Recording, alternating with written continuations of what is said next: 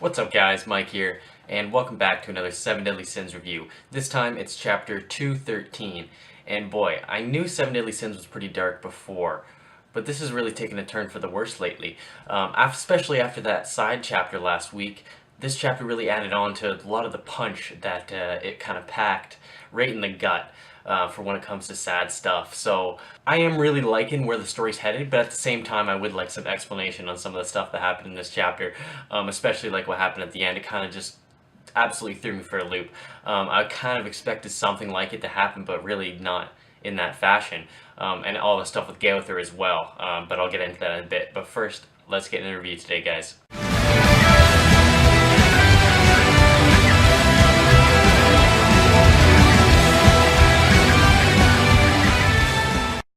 Alright, so before I hop into chapter 212, I'm going to briefly talk about the side story that we got last week. And it's actually been 2 years since we've gotten a side story like this. And I kind of apologize for missing, not kind of, I fully apologize for missing the review on this. I actually didn't even realize the chapter came in once again.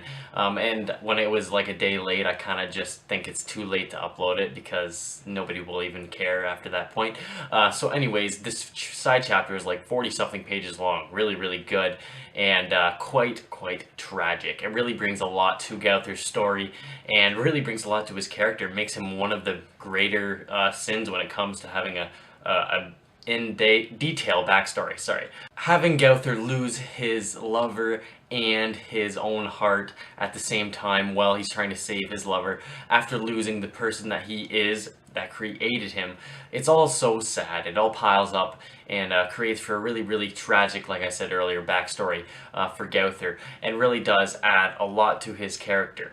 It also can really explain a lot of things in the personality that we see in Gauther today a little bit. I mean, there's not a whole lot because obviously he's lost his memories and everything like that, but he does still strive for a heart, and we know that the old Gauther, all he wanted was to feel the outside world and see what it's like to actually have a real heart, and well, he does have a real heart, but feel what it's like to be on the outside world and interact with other people because he'd been trapped in there for 500 odd years, as we see in this chapter. So this chapter kind of does pick up off of where the side story was telling from. The side story was explaining what happened, you know, a couple thousand years from now or whatever after this explained happened, and Gauther in the side story did explain that this certain scenario that is happening right now in the flashback arc. So we start off the chapter 212 with Gauther, the original Gauther, coming out and explaining he had been trapped away for about 500 years. And I'm gonna say a few things about his design here. I actually think it looks a lot similar to Estarossa. I don't know if you guys picked up on that or not, but that's just something that I personally found, especially with his eyes and the way that they're kind of just like half shut sometimes. Maybe that's just because he's kind of like sad looking all the time or whatever, but I think that his face and his eyes do kind of resemble Estarossa in some way. But I'm a huge fan of the wheelchair. That's some really cool, interesting stuff that you really don't see in a lot of anime and manga these days. I mean, it does happen every once in a while, but this is a really tasteful way of doing it, especially because he really isn't in the story for much, so we're not going to see him fight, so he really doesn't need to be seen fight because we know he's actually dead, and in this flashback arc is the only time we're actually going to be able to see him. He goes on to explain that Gauther is kind of just another version of himself. It's not actually like some random doll. It's kind of a literal version of the actual Gauther we know. So they kind of are in sync sometimes, and he's doing weird stuff where it's like, you know, auto sync out of mode or whatever, just doing these weird mode changes and kind of controlling them. So he can control the doll Gauther, but they are kind of like the same person in a way. They kind of like desire the same things, and they kind of have just like generally the same being inside of them, but just two different people. It's kind of really complicated in a way, but in the same way, if you understand the whole, you know, basically the same person in two different bodies kind of ideas, it makes sense in some ways. Then after his semi-confusing kind of explanation, I don't know, I think he cleared it up pretty well, but there are some parts that are a little bit cloudy. King asks basically, well, wait a second, before you go on and start spitting this nonsense, what's going on with humans and all that shit? And basically he just says, yeah, no, I'm not gonna lie to you about that. The humans are rebelling against Stigma because they have some sort of grudge against them, and they aligned with the demons because that would be their goal goals align, their motives align, so that just makes sense. And it kind of baffles King a little bit, and I have to agree with him. It is kind of shocking. This grudge has to be extremely, extremely huge to be slaughtering all these innocent people, and especially what we see at the end of the chapter. At this point, King's basically accusing Gowther of being selfish for, using all of these humans to just try to get him out of this gate, because obviously the humans were aligning with the demons and trying to open the gate or whatever. So he says, you're selfish, and no, that's apparently not the case. Gowther goes on to correct King and say, I'm not being selfish, I'm doing this so that I can end the war. And apparently he's got some plan where it's going to work out that he thinks that he may be able to end the war. But the interesting part about it is he goes on to say that he knows he's going to die. And this part kind of confused me a little bit. And even when he actually referred to Dolor as Diane later in the chapter, like, does this Gowther know everything that we know? Like, does he know that this is King and Diane? And he even goes on to kind of make the joke about them being a couple, and actually recognizing that their just personalities go so well with each other, they actually trust each other, and their relationship is a giving relationship. So they actually share everything with each other rather than, take things from one another. And it's something that he's genuinely envious of. And we kind of see that through the original Gowther doll personality as well. So basically at this point, King is going to leave and go check on the humans to see what's going on over there. But he kind of says that he doesn't really think that Gowther seems all that bad. And I'm going to have to agree. Gowther really doesn't actually seem like that bad of a guy, which makes me so curious. I mean, it kind of makes sense why he sealed away then. If he's some good guy, he's not going to get along very well with the Demon King. So probably something happened there where they just had a disagreement on something. And the Demon King's like, no, see ya. No.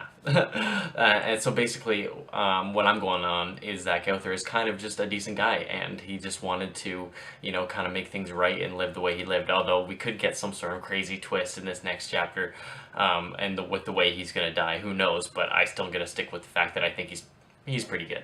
At this point, when he's talking about his death and how it's actually going to happen eventually, but at least it won't be in vain, because he's asking about how the Holy Will turn out in 3,000 years. So when he asks this point, I think it's pretty clear that he does know something's going on with Diane and King in somebody else's body, because he's asking them about the future like they're actually from the future, and he seems to believe them pretty well. So they ask him what's going to happen to Gowther after he dies, and he goes on to explain that he's going to give Gowther his own will and his own personality or whatever, and he's going to have to go and live in his own path and try to figure out how to work things out his own way. But he's going to be just basically gone. The real Gowther is just going to be dead at that point, and there's going to be only him. He wanted to teach Gowther a lot more, but there was only so much time he had, apparently. And but his intelligence is going to be around the same level, but his emotional maturity is going to be that of a child. Then we see the doll Gowther actually cry, and obviously this is before the commandment afflicts him and he loses his heart or whatever, and he goes through that traumatic thing that we saw in the side story. But we see his actual personality is kind of filled with a lot of emotions, and he's really quite the emotion-filled person, which is really cool to see, sort of the real personality of Gowther that we've never actually seen before. And then we get to see the good, heartwarming scene that was outlined in the side story, like I said earlier, with Gowther giving the other Gowther his heart. Gowther then goes on to ask King and Diane to basically guide Gowther throughout the years to come, but he kind of takes it back afterwards because he realizes it's kind of a huge task to do. I mean, Gowther's kind of just this crazy doll, not even really a person, who lives forever, and he's asking someone to just guide them and take care of them. Like, that is a lot to do. That's kind of like some extreme babysitter 2016 shit or whatever, so Diane, being the nice person that she is, obviously agrees that she will try her best, which is a good moment, and we see that from now on in the future, Diane will probably be a little bit better with Gowther, because we know they have a really kind of weird relationship, and Diane's kind of memories are even gone. But even so, their relationship will improve, and Gowther kind of has reasons for what he has been doing in the present time, as we see now. So he's kind of got some, at least an explanation for why he's like this. I mean, obviously it's because he doesn't really have his memories back, but he does have some parts of him still there, as we know, that kind of strive for his real personality back.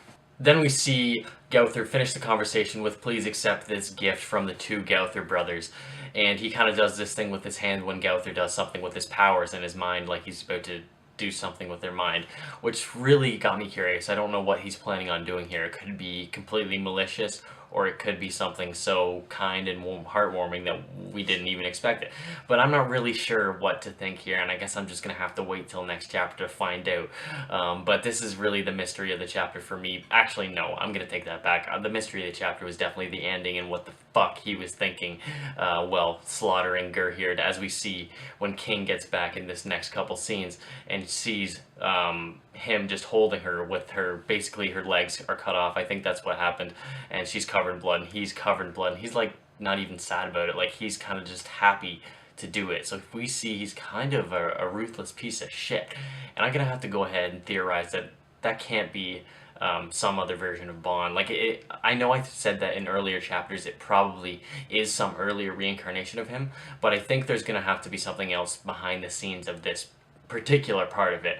Either maybe he's being controlled by some sort of demon, maybe being controlled by Gowther himself, and Gowther actually isn't a nice guy, and we're going to see a little bit of a twist on here, because let's think about it, he is one of the 10 Commandments in the first place, so even though that contradicts what I said earlier, there's got to be both, like, two sides of the story. So anyways, guys, that's all I got for this chapter. Let me know what you think about the mysteries of this chapter. Like I said, if you have any theories, let me know in the comments below. If you enjoyed the video, drop a like and a subscribe, and I'll talk to you on the next one. Peace.